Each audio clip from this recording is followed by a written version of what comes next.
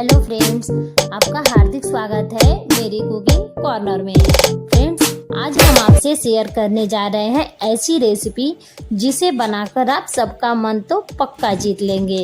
ये खाने में टेस्टी के साथ साथ हेल्दी भी है। इसे आप लंबे सफर पर या बच्चों के टिफिन में भी दे सकते हैं। तो आ गया ना इसे देखकर मुंह में पानी? तो चलिए शुरू करते हैं। तो फ्रेंड्स, इस कटोरी के लिए सबसे पहले हम आटा लगा लेते हैं। इसके लिए हमने ले लिए हैं नॉर्मल आटा, ये गेहूं का आटा है। अब हम यहाँ ले रहे हैं एक छोटी कटोरी मलाई, इसे भी हम डाल देते हैं। हमने मलाई को इसमें क्यों डाला है, इसका राज आप जब कटोरी खाएंगे तभी आपको पता चलेगा। अब इसमें डालेंगे 1 चम्मच भरकर घी। फ्रेंड्स, इस दानेदार घी को हम घर पर ही मलाई से निकालते हैं, जिसकी रेसिपी मैंने पहले ही अपलोड कर दी है, आप वहां से चेक कर सकते हैं। तो अब इस मलाई, घी और आटे को हम हाथों से अच्छे से मैश कर लेते हैं। ये आपस में अच्छे से मैश हो चुका है, तो अब हम इसे गूंथ लेते हैं। फ्रेंड्स, कटोरी हमारी खस्ता बनकर तैयार होगी, इसके लिए आटा को सख्त गूंथेंगे। आटा को हमने सख्त गूंथ लिए हैं।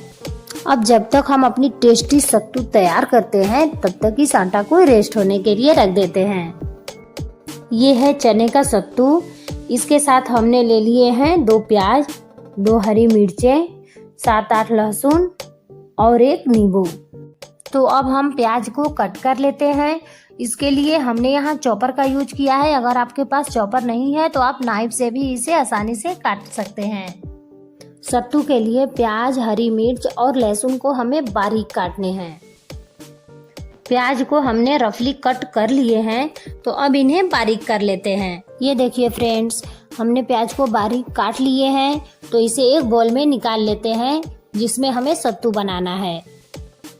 अब इसी तरह से लहसुन और हरी मिर्च को भी हम बारीक कट कर लेते हैं।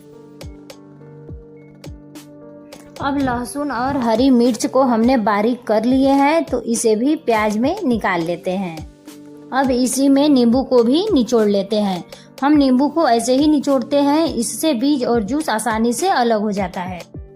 अब इसमें डाल देते हैं 1 चम्मच नमक, आधा चम्मच हल्दी, आधा चम्मच मंगरेला जिसे कलौंजी भी कहते हैं, आधे चम्मच से थोड़ा अधिक जीरा और 1 चम्मच अजवाइन।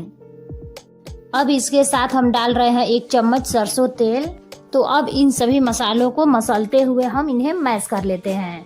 फ्रेंड्स, सत्तू बनाने का ये तरीका हमने अपने पापा से सीखा है, क्योंकि पहले जब भी हमारे घर में सत्तू बनता था तो सारे काम तो मम्मी कर लेती थी, पर सत्तू हमारे पापा ही बनाते थे, क्योंकि उनके तरीके से बनाए गए सत्तू सबको बहुत पसंद आते थे।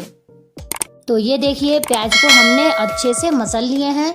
बिल्कुल इसी तरह से इसे मसलना है कि ये पानी छोड़ दे। तो इसे मसलने के बाद हम इसमें सत्तू को भी डालकर अच्छे से मसल लेते हैं। अब इस सत्तू को भी हमने अच्छे से मैश कर लिया है। अब इसमें हम डाल रहे हैं 1 छोटी कटोरी चीनी। ये ऑप्शनल है, आप चाहें तो इसके बिना भी इसे बना सकते हैं। इस कटोरी में चीनी का टेस्ट हमारे बच्चों को बहुत पसंद है, इसलिए हम डाल रहे हैं। फ्रेंड्स, अब तो आप समझ ही गए होंगे कि हम बिल्कुल अलग तरीके से परफेक्ट सत्तू बना रहे हैं। अक्सर लोग सत्तू बनाते समय उसमें पानी डाल देते हैं, पर हमने इसमें पानी कहीं नहीं डाला है। अब सत्तू हमारी रेडी हो चुकी है, तो हम उसमें हरा धनिया डाल देते हैं और इसे भी मिला लेते हैं। फ्रेंड्स, अभी हरे मटर का सीजन नहीं है, इसलिए हम इसमें नहीं डाल रहे हैं। आप हरे मटर को भूनकर इसमें जरूर डालिएगा, क्योंकि इसमें हरे मटर का टेस्ट बहुत ही अच्छा लगता है। फ्रेंड्स, अब हमारा सत्तू बनकर तैयार है और ये देखिए, ये देखने में बहुत ही बढ़िया लग रहा है और खाने में बहुत ही टेस्टी है। तो चलिए अब हम कटोरी बना लेते हैं। हम आटे की लड्डू बनाएं, इससे पहले हम कढ़ाई को गर्म होने के लिए रख देते हैं। अब हम इसमें रिफाइंड ऑयल डाल रहे हैं।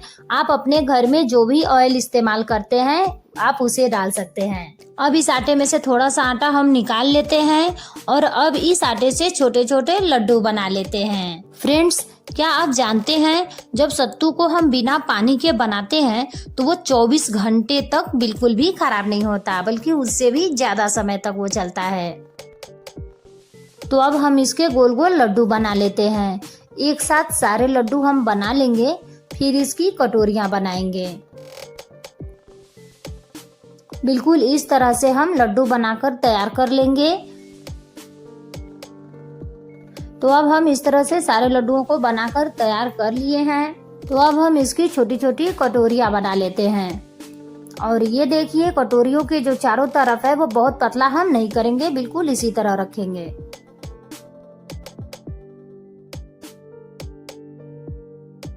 तो अब इन कटोरियों को भी हम बना लेते हैं। तो ये देखिए हमारी कटोरियाँ कितनी जल्दी बन रही हैं और बिल्कुल परफेक्ट बन रही हैं। ये देखिए फ्रेंड्स, हमने सारी कटोरियों को बनाकर तैयार कर लिए हैं। तो अब इसमें जो हमने सत्तू बनाया था इसे हम इस तरह से भर लेते हैं। फ्रेंड्स, ध्यान रखिएगा, जब हम सत्तू को इसमें भरेंगे तो अपने थंब की सहायता से जो सत्तू है उसे बीच में दबाते हुए भरेंगे, ताकि किनारे तक सत्तू आसानी से पहुंच सके। हम आपको और भी सत्तू भरते हुए दिखा देते हैं ताकि आप इससे अच्छे से भर सकें। फ्रेंड्स, ये कटोरी खाने में बहुत ही टेस्टी होता है, आप भी इसे जरूर ट्राई कीजिएगा। फ्रेंड्स, इस कटोरी को हम गोल शेप में ही बनाएंगे, इसे पेड़े के शेप में चपटा नहीं करेंगे, क्योंकि ये गोल देखने में बहुत ही सुंदर लगता है। फ्रेंड्स, एक बात और हम आपको बताना चाहते हैं। आप सोच रहे होंगे कि ये चने का सत्तू भरा हुआ, ये तो लिट्टी जैसा ही है, इसे कटोरी क्यों कहते हैं? लेकिन कटोरी हम इसे इसलिए कहते हैं क्योंकि ये जो चने का सत्तू है इसे बिहार में घाटी भी कहते हैं। और इस घाटी को जब हम आटे में भर कर और उसे तल कर बनाते हैं तो उसे कटोरी कहते हैं। फ्रेंड्स, अब तेल भी हमारा गर्म हो गया है और बहुत सारे कटोरियां हमने बना भी ली हैं। तो ये देखिए, हमने इतनी सारी कटोरियां बनाकर तैयार कर ली हैं। तो इसे लो फ्लेम पर हम फ्राई कर लेते हैं। एक बार में हम कढ़ाई में 6-7 से ज्यादा कटोरी नहीं डालेंगे। फ्रेंड्स, जब हम कटोरी डालेंगे तेल में तो ये हमें ध्यान रखना है कि तेल बहुत ज़्यादा गर्म नहीं होनी चाहिए, नहीं तो ये कटोरी ऊपर से जल जाएंगी और अंदर से कच्ची हो जाएंगी। तो इस तरह से हमारी कटोरी अच्छी नहीं बनेगी, तो इसका हमें बहुत ध्यान रखना है। कटोरी को तलते समय हम फ्लेम को लो रखेंगे या उससे थोड़ा सा अधिक रखेंगे, मीडियम या उससे ज़्यादा नहीं रखेंगे। अब कटोरी हमारी एक तरफ सिक चुकी है तो इसे हम पलट लिए हैं। अब इस साइड भी हम इसे अच्छे से सीखने देते हैं। अब ये कटोरी गोल्डन कलर की हो चुकी है और ये बहुत अच्छे से सीख चुकी है। तो अब इसे हम निकाल लेते हैं।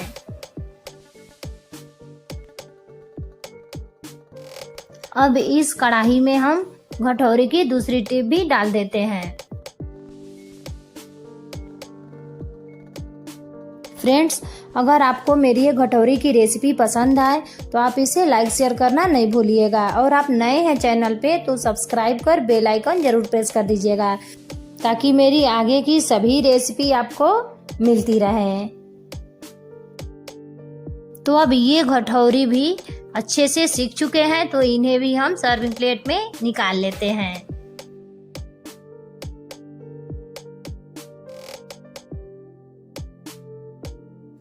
अब ये देखिए फ्रेंड्स, ये हमने सारे कटोरियों को तल लिए हैं और ये बहुत ही बढ़िया गोल्डन कलर के तैयार हुए हैं। तो अब हम आपको ये तोड़कर दिखा दे रहे हैं। ये देखिए ये कितना खस्ता बनकर तैयार हुआ है और अंदर से बिल्कुल भी सॉफ्ट है। तो अब हम एक और तोड़कर आपको दिखा दे रहे हैं। ये देखिए, उम्मीद है आपको मेरी ये रेसिपी पसंद आई होगी। Bye bye friends.